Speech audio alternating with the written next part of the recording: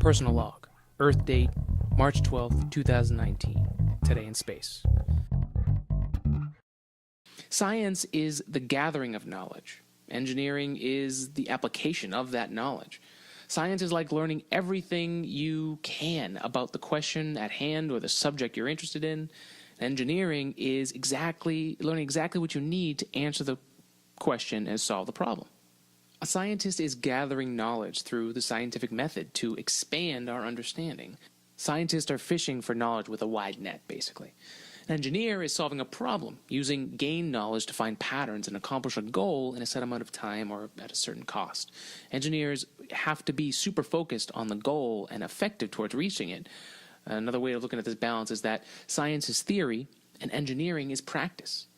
You can't be all theory because some theories don't work in the real world, and you also can't be all practice or you'll never learn anything new or be able to adjust when things change. It's like using the same play in basketball even when it's not working anymore.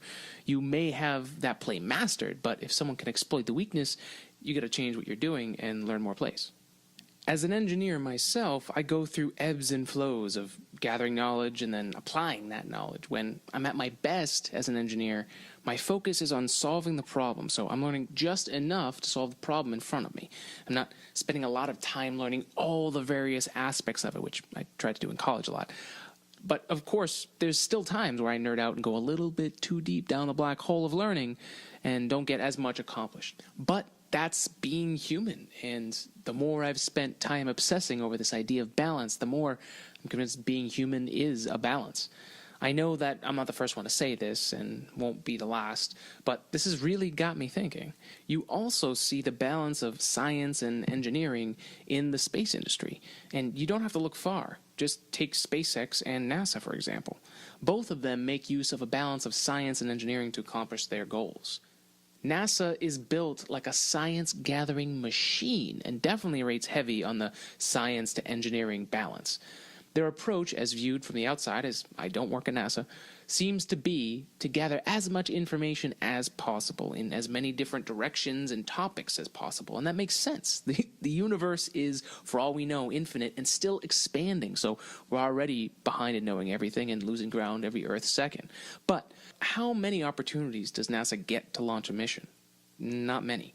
And maybe that's part of the reason why NASA is so science-heavy, because funding doesn't come that easy, and research is easier to get than mission funding. Evidence of NASA's imbalance with engineering can be seen after the space shuttle was retired, and we had to start a new, untested technology that was capable of sending humans into space. Restarting something like that requires not only a massive amount of knowledge, which NASA had, but speed. It's certainly the case with the Space Launch System that dates have been pushed and things get more expensive. That's where their engineering balance is off. Very good at gaining knowledge, but not enough practice at getting technology really quickly. Luckily, they figured out that companies could get it done faster than they could, and Launch America and the Commercial Crew Program was developed. This brings us to SpaceX, with their engineering-heavy balance approach to space science.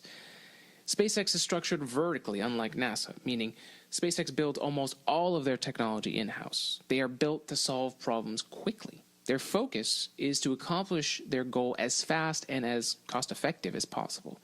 And one of the things I love about SpaceX's engineering-heavy approach is that they take every opportunity to apply knowledge to solve problems.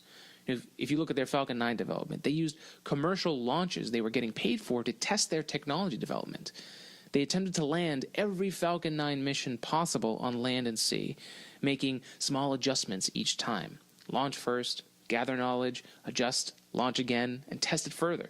Now, while SpaceX is seemingly super effective at advancing the human race towards living interplanetarily, we haven't discussed the downside to their balance.